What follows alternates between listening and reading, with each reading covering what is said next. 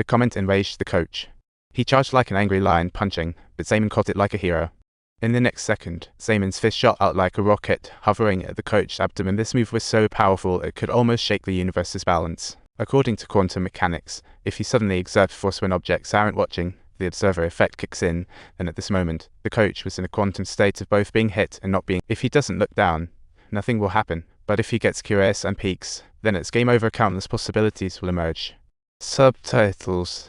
The coach is about to be trapped in a space-time where he will be struck, enduring unparalleled agony. This exemplifies the formidable power of combining knowledge with nonsense. And suddenly, Yanming recalls something. Frantically trying to escape, Officer Liu, based on Dodge's testimony, tracked down a junior member of the White Army gang who pulled a folding knife out of his pocket. He intended to attack Officer Liu, but ended up getting whacked instead. This time the coach was in real trouble. The coach's fate of getting beat up was unavoidable. He tried to attack Officer Liu, but ended up smacked down by a chop, while Yanming was just there to collect homework.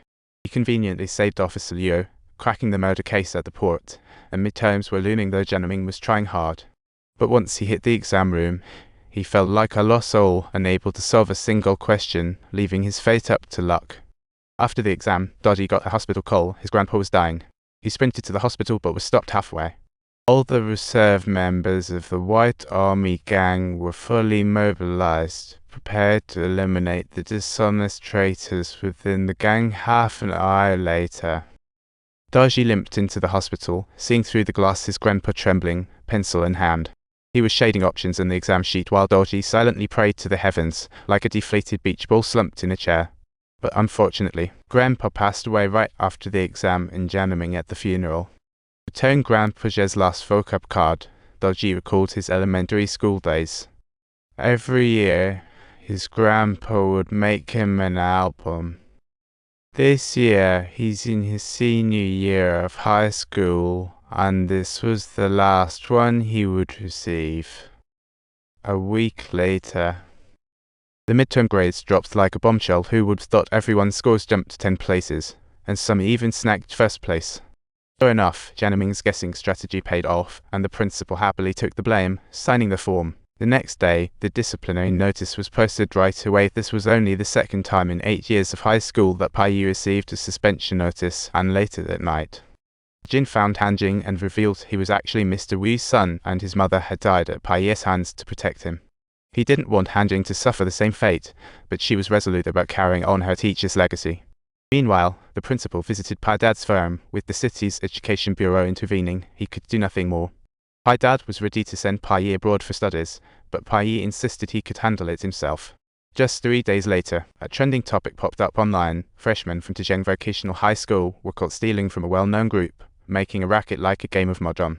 Outdoor vloggers flooded into the Lucheng Vocational High to check in, and Yanming's reading club was labeled the gang, gaining fame far and wide. The school promptly suspended Yanming, and before they could even process that shock, an even bigger problem emerged. Pai Yi issued $1 million bounty. Anyone boosting their battle ranking within an hour could earn it, turning all of Lucheng High into a battleground. Unfortunately, Shixin got hit by a box of milk. Gazing at his childhood memories, he was engulfed by fear. Yanming tried to comfort him, but Shixin said he feared not the brawls. It was the 1 million that could make people crazy. What's the use of getting into college? The whole society operates this way, dying for wealth and living for discipline. Both their phones rang at the same time. Shixin answered a call from the construction site, while Yanming got a call from a Jun. Pai Yi showed up at the reading club, offering Yanming one last chance to join the White Army gang and withdraw the disciplinary request. Isn't hanging out with him better than college? Yanming stood firm, and Pai Yi didn't get the answer he wanted. Before leaving, he told Yanming, with money, you can do whatever. Yanming fell silent in frustration as the disciplinary team stormed in. The principal just announced they would reclaim the office and officially disband the reading club. The group watched the disciplinary team frantically at work, feeling helpless, while Shixin arrived at the construction site. Seeing his father fighting, Sign Dad pondered all those news reports online were fake. His son was a good student. He wasn't a thug in school. It's so incredibly careless. Absolutely unbelievable. I can't leave.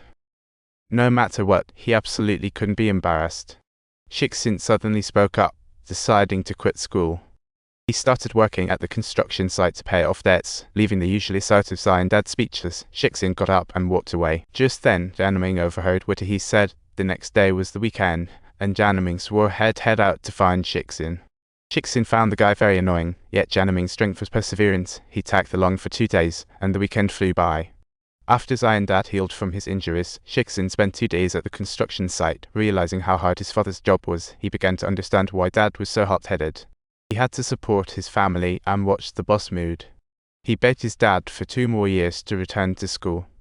Zion dad had a tough exterior but a soft heart. Not saying much, the 5 of them gathered to clean up the office. Big Snake told them that 2 years ago, Mr. Wu had submitted a similar application and was stabbed to death on the street the night before the disciplinary meeting. Big Snake said, "Nobody kills for no reason. For many, coming to Lucheng is just drifting through life. But for Yi, this place is his hard-won kingdom, and he must recruit troops before entering society. Otherwise, Teacher Yuan of the White Army Gang won't aid him. More bluntly, other heirs can take over, at best switching careers. But if Yi can't inherit the family business, there's only one outcome: a dead end, because there's no backing out of the underworld."